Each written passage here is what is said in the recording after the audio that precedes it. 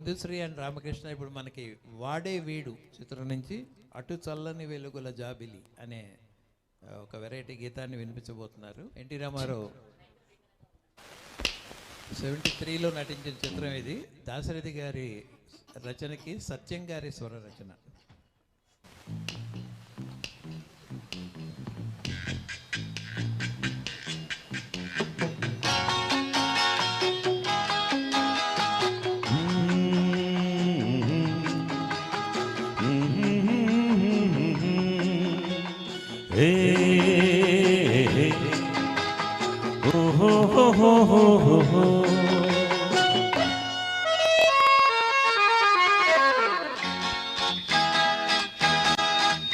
అటు చల్లని వెలుగుల జాబిలి, ఇటు వెచ్చని చూపుల కోమలి, నా మదిలో కలిగెను అలజడి కోమలి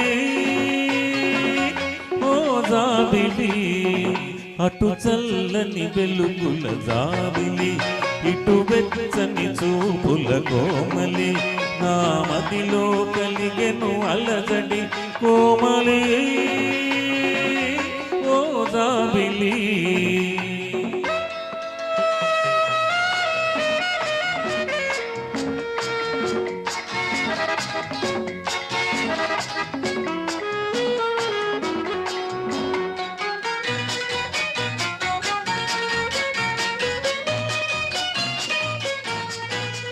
వేగించే ఒంటరి వేళలో, వణికించే ఈ చలిగాలిలో, వేగించే ఒంటరి వేళలో, వణికించే ఈ చలిగాలిలో, నా తనువే తడపడుతున్నది, చెలి సాయం కావాలన్నది. అటు చల్లని వెలుగుల జాబిలి, ఇటు వెచ్చని చూపుల కోమలి, నా మదిలో కలిగెను అలజడి కోమలి ఓ జాబిలి.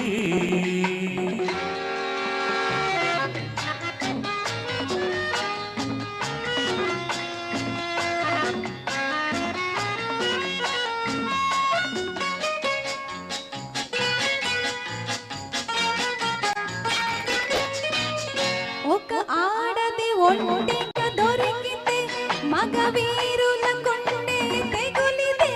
ఒక ఆడది ఒంటిగా దొరికితే మగవీరుల కొండే తెగులిదే.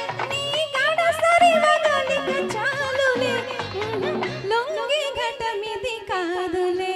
అటు చల్లని వెలుగుల జాబిలి, ఇటు వెచ్చని చూపుల కోమలి, నీ మదిలో కలిగెను అలజడి జాబిలి ఈ కోమలి.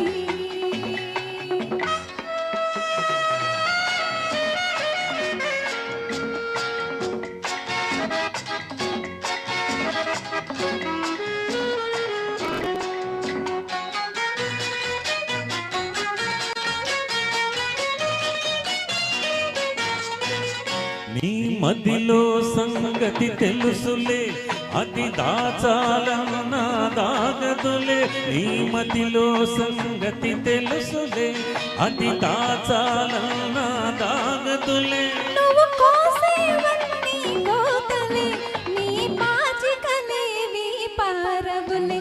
అటు చల్లని వెలుగుల జాబిలి, ఇటు వెచ్చని చూపుల కోమలి, నా మదిలో కలిగెను అలజడి కోమలి ఓ జాబిలి.